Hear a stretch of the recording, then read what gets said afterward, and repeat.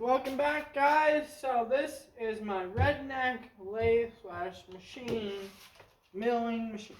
So what we do is we take our little die grinder, not die grinder, regular angle grinder with a flap disc, and we go.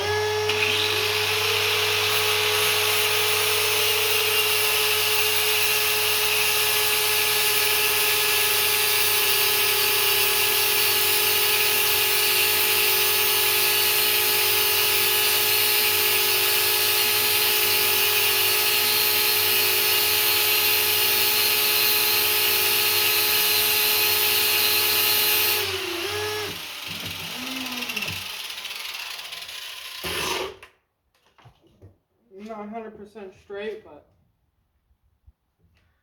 it didn't go all the way through it, but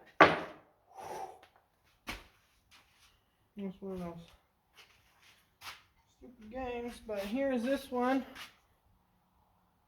That one looks way good. Almost looks like it's a 1 bolt. Didn't look like it's 2. Stupid is, stupid does.